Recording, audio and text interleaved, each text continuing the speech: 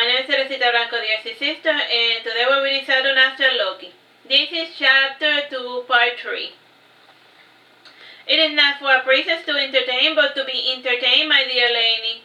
But for you, I will make the exception, said Ingrid, standing up, and she walked towards the center of the room, taking in long breaths, and the look in her face reminded Loki of a frightened doe, or deer. And Ingrid opened her mouth to sing, but no words came out, and her mind was drawing a blank, and she could not remember a single lyric, and not even the nursery rhymes that her mother had sung to her hundreds of times back when she was little. And the people around her started chuckling and nudging at each other, and Nelly had a triumphant look on her face, and to help Ingrid along, Loki said to her using telepathy, "Just follow along this song of mine." And taking a deep breath, Ingrid finally started as thus, "Don't they understand it's hard pain?" And by the time she concluded, Nelly was on her feet, clapping energetically, and the others followed suit, and Ingrid kept her head up high, and she returned to her seat with the remainder of her dignity. And the mocking laughs and Loki's patronizing air reminded Ingrid of home, and this helped her relax, and after the first embarrassing incident, the night concluded uneventfully. Loki and Ingrid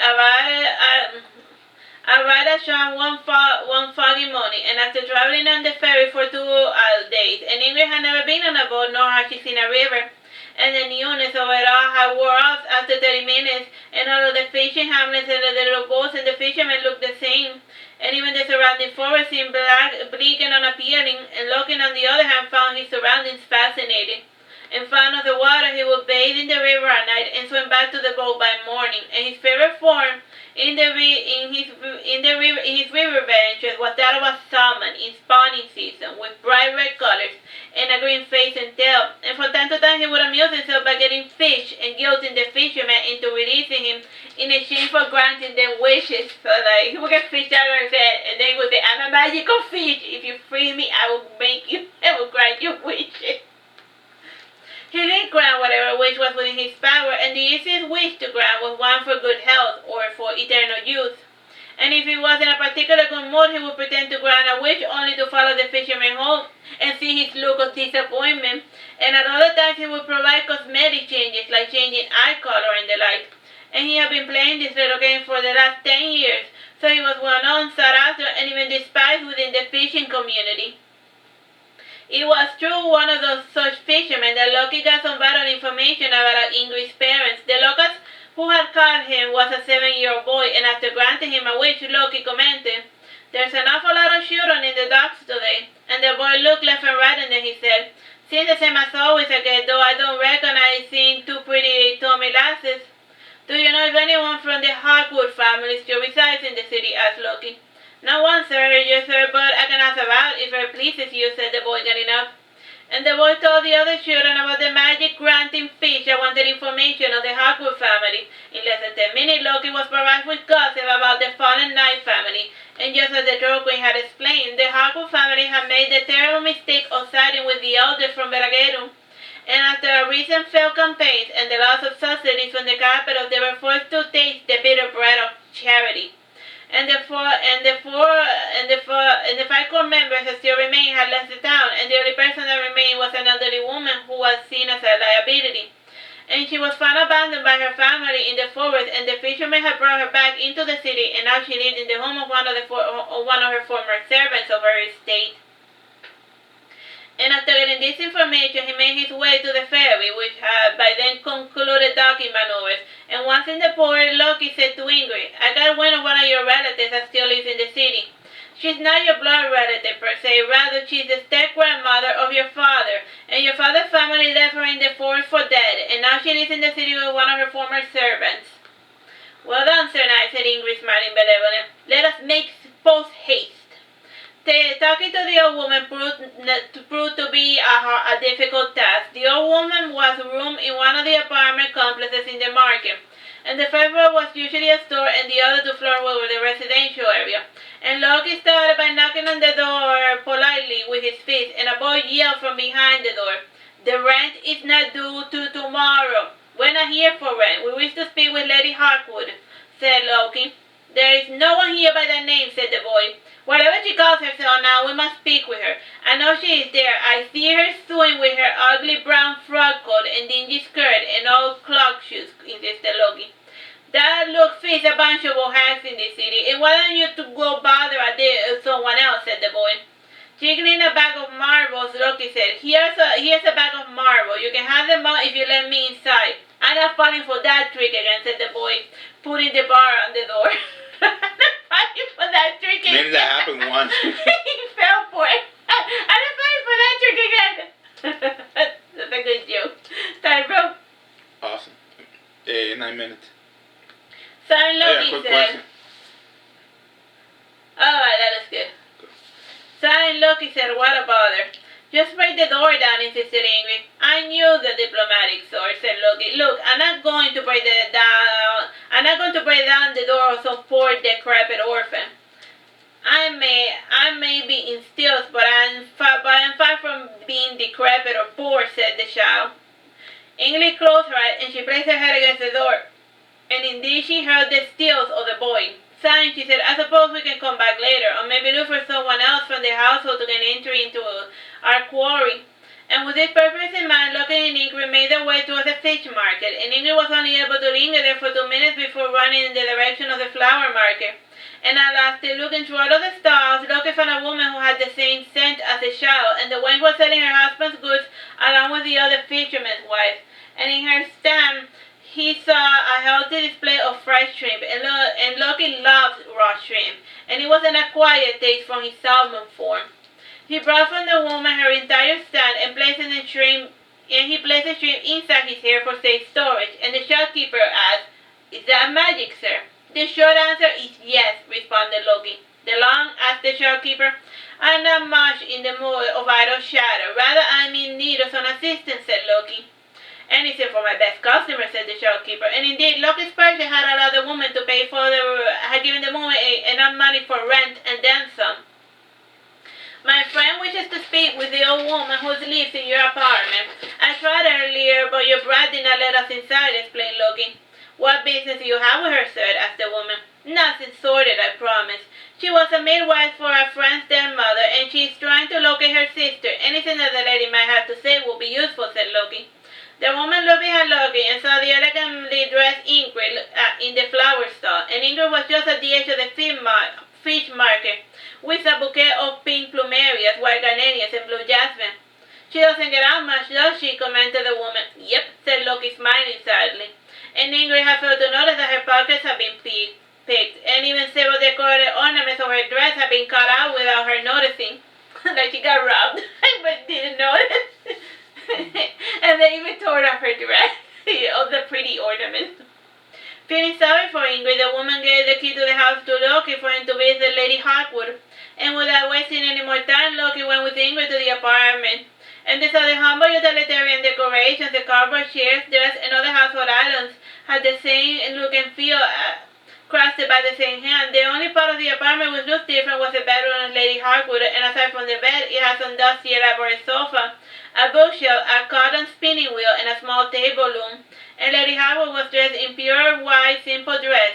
White was the color of mourning for the followers of the goddess Lara. And she was in the middle of making an elaborate tapestry featuring maidens in elegant dresses walking through a stylized forest. And the boy from before was sitting down watching the old woman loom, and he reached for his stilts and he started making motions to stand up when he saw Loki.